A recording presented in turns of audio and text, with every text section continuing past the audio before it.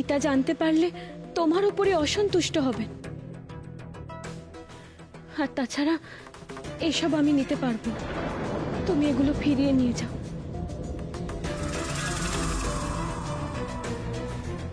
ওই দেখুন দেবী, লীলাবতীর জন্য মহামন্ত্রী আর বড় রাজকুমারী লুকিয়ে লুকিয়ে খাদ্য সামগ্রী নিয়ে যাচ্ছে। এরম ভাবে চললে তো লীলাবতীর কোনো অভাবই থাকবে না। এসব চলতে দেওয়া যাবে না জরতি, যেভাবেই হোক বন্ধ কর। তুই আর অমত করিস না লীলা, নইলে যে তোরা না খেয়ে মরবি। উফ, এ কি ভাগ্য বিড়ম্বনায় পড়লাম আমরা। ছোট রাজকুমারী, এগুলো নাও। তোমার স্বামী অসুস্থ, অন্তত তার মুখের দিকে তাকিয়ে তুমি এগুলো গ্রহণ করো। না মহামন্ত্রী, এমন অনুরোধ করবেন না। আমি পিতার দয়ায় বাঁচতে চাই না। বিশ্বাস করো মা, এগুলো আমরা রাজপ্রাসাদ থেকে নিয়ে আসিনি। আমি আমার গৃহ থেকে নিয়ে এসেছি এই সামগ্রী। সে তো একই হলো মন্ত্রীমশাই, আপনি মহারাজের রাজকর্মচারী, সুতরাং পরোক্ষে এই দান মহারাজেরই।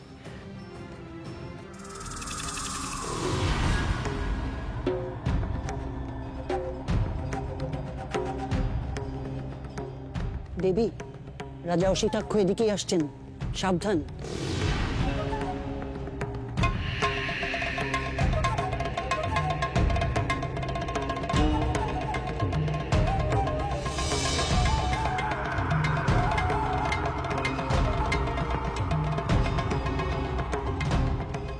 যোগিনী মাতা, আপনি আমায় ডেকে পাঠিয়েছেন?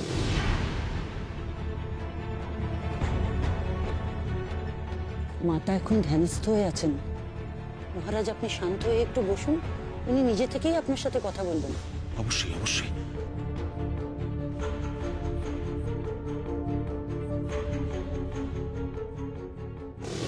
অমঙ্গল, ঘোর অমঙ্গল, ঘোর অমঙ্গল। রাজা অসিতাক্ষ, এই রাজ্যের অন্ন গোপনে যাচ্ছে লীলাবতীর কাছে। কি বলছেন যোগিনী মাতা? আমি তো কিছুই বুঝতে পারছি না। অমঙ্গল, ঘোর অমঙ্গল। তোমার এই অকৃতজ্ঞ কন্যাকে করুণা করলে তার ছায়া রাজার ওপরেই পড়ে। এইভাবে চলতে থাকলে তোমার রাজ্যের দুরবস্থা কোনোদিনই কাটবে না মহারাজ। মাতা, আপনি কি বলছেন আমি সত্যি বুঝতে পারছি না। লীলাবতী রাজভবন ত্যাগ করার পরে তার কোনো খবর আমি পাইনি। তাহলে খবর নাও মহারাজ, খবর নাও। আমি ধ্যানযোগে দেখলাম তোমার বড় কন্যা ও মহামন্ত্রী চাল ডাল এসব নিয়ে গেছে তোমার ছোট কন্যা লীলাবতীর কাছে। এরম ভাবে চলতে থাকলে তোমার রাজ্যের হাল কোনো কালেই ফিরবে না, দুর্ভাগ্য থেকেই যাবে। পারলে তোমার ছোট কন্যা লীলাবতীকে এই রাজ্য থেকে দূর করে দাও।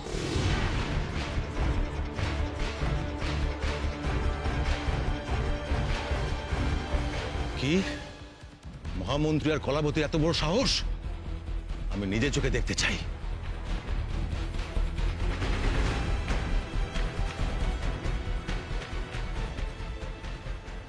নিয়ে নাও রাজকুমারী, ওনারা এত স্নেহ ভরে নিয়ে এসেছেন, ফিরিও না ওনাদের।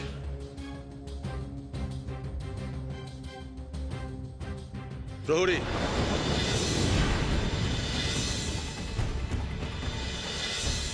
এইসব সামগ্রী ছুটে ফেলে দাও।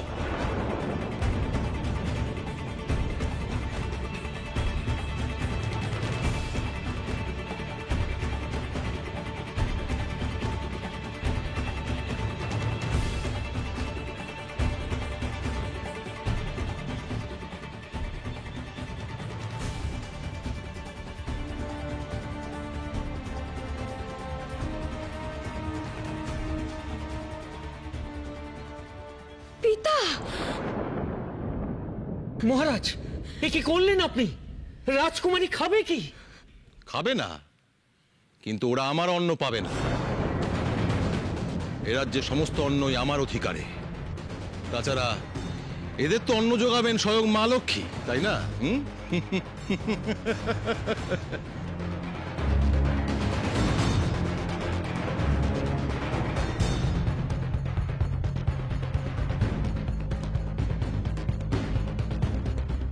শোনো ব্রাহ্মণ, এই নদী তীরে তোমরা বসবাস করতে পারবে না। আজই আমার রাজ্য ছেড়ে তোমরা চলে যাবে।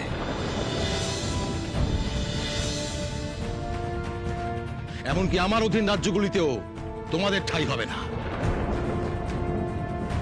এরা এই রাজ্যে থাকলে অকল্যাণ হবে, দুর্ভোগ কোনো দিনই কাটবে না।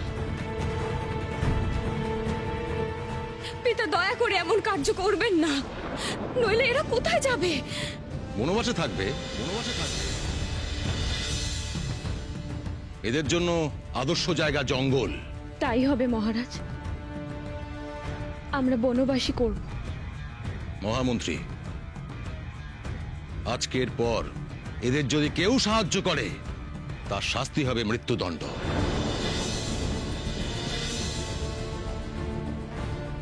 কথাটা স্মরণে রেখো। চলুন স্বামী, এই রাজ্যের বাইরে যে গভীর অরণ্য আছে আমরা সেখানে চলে যাই। চলো রাজকুমারী, তাই চলো।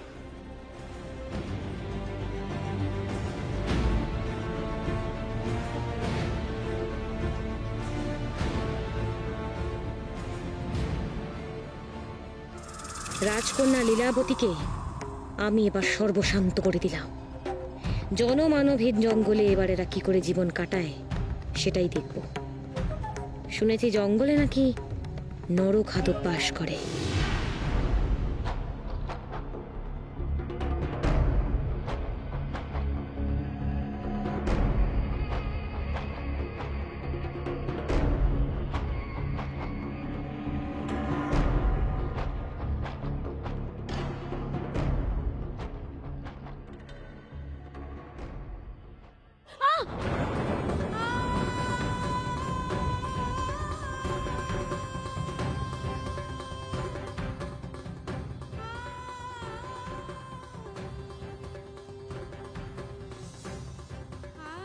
কি পায়ে হাত দেবেন না, আপনি আমার স্বামী। রাজকুমারী, আমাকে দেখতে দাও।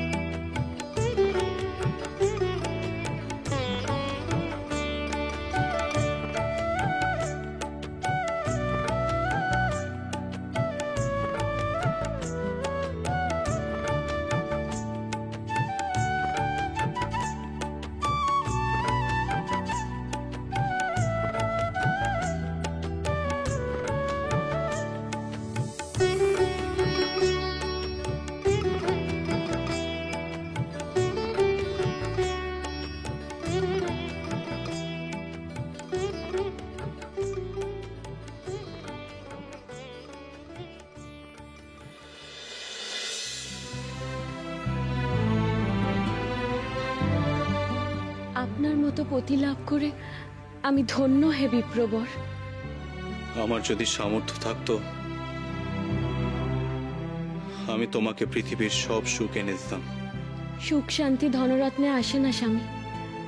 সুখ হলো মনের একান্ত অনুভূতি।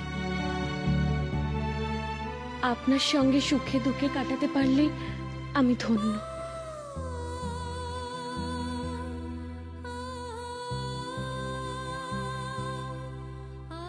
রাত হয়েছে, আজ রাতটা আমাদের এখানেই কাটাতে হবে।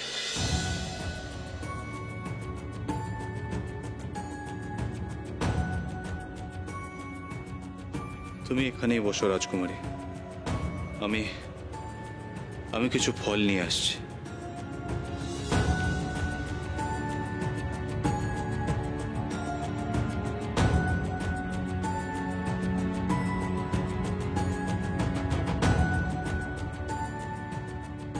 আজ রাতটা এখানে কাটিয়ে কাল সকালে অন্য কোনো উপায় করতে হবে। কুটির নির্মাণ করতে হবে।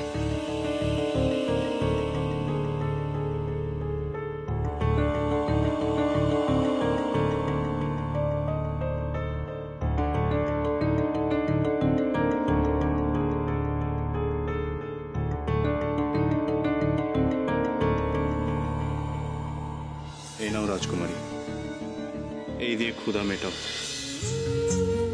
আগে আপনি আহার গ্রহণ করুন স্বামী, তারপর আমি খাবো।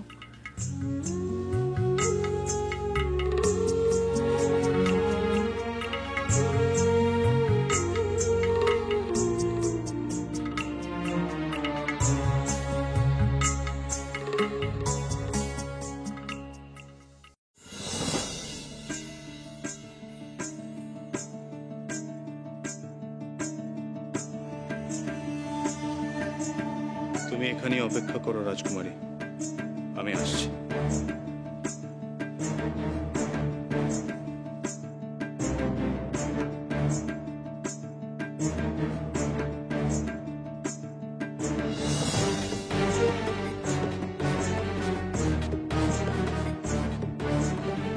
এ কি করছেন স্বামী?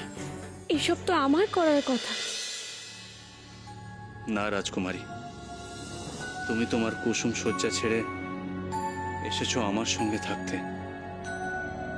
আমাকে তোমার যত্ন আত্তি করতে দাও।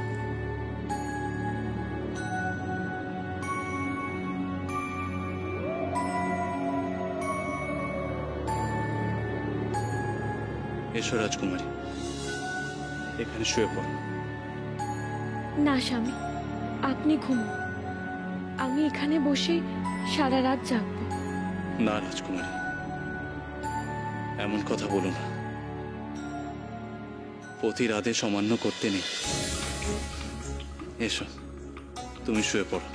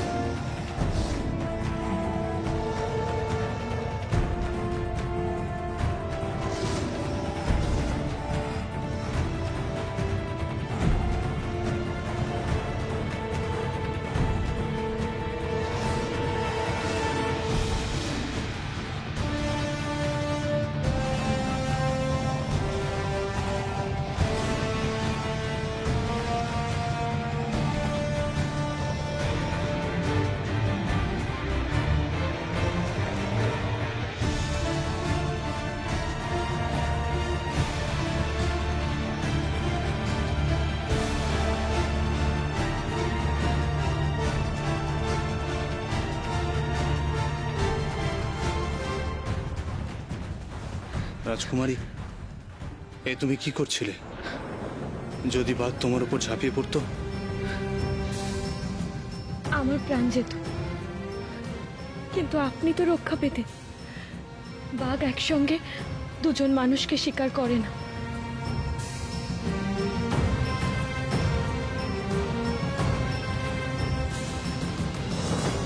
আমি ধন্য রাজকুমারী, তোমার মতো পত্নী পেয়ে আমি ধন্য। স্বামী, আপনি আমাকে নাম ধরেই ডাকুন। আমি আর রাজকুমারী নই, আপনার পত্নী।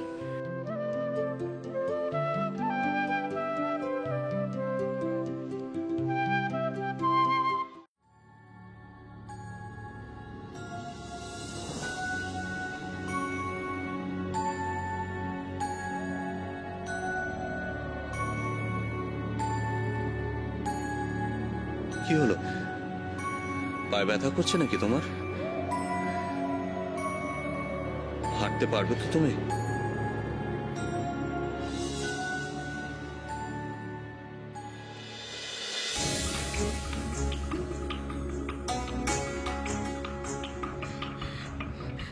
চলুন স্বামী, আমরা কুটিরে যাই।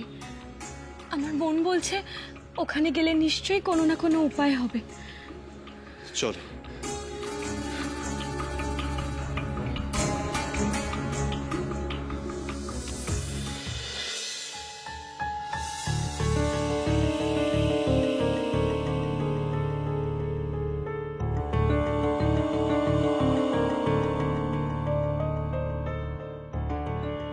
কেউ আছেন? আমরা ভিনদেশ থেকে এসেছি। আছেন কেউ? মনে হচ্ছে এই কুটিরে এখন কেউ থাকে না। কেউ আছেন?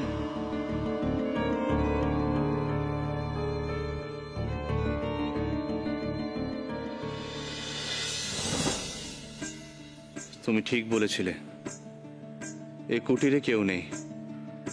এ পরিত্যক্ত কুটির। ঈশ্বরই আমাদের এখানে নিয়ে এসেছেন। স্বামী, এই কুটিরেই আমরা আমাদের সংসার পাতব। তা না হয় পাতলাম, কিন্তু খাবো কি? সে ঠিক জুটে যাবে। আপনার ভোজনের দায়িত্ব আমার।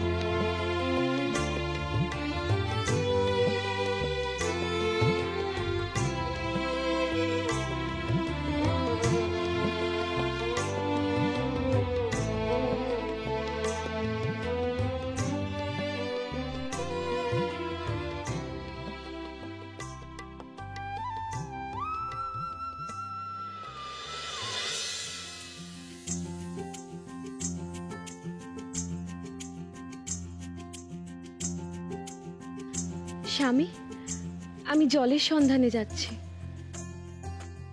নতুন জায়গায় তুমি কোথায় জলের সন্ধান করবে? দাও, আমাকে দাও, আমি নিয়ে আসছি। এখানে যখন মানুষ বসবাস করত, তার মানে নিশ্চয়ই জলও আশেপাশে কোথাও আছে। আপনি বিশ্রাম করুন স্বামী, আমি এক্ষুনি যাবো আর এক্ষুনি আসবো। তোমার পায়ের ক্ষত এখনো শুকায়নি। আমি তোমাকে বেশি হাঁটাচলা করতে দেব না। দাও, কলস আমায় দাও।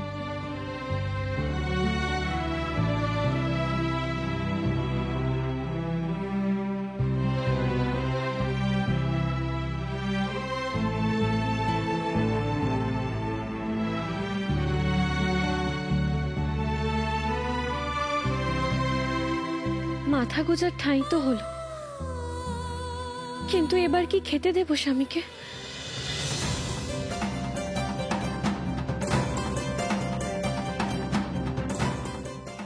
কই গো মা জাননী,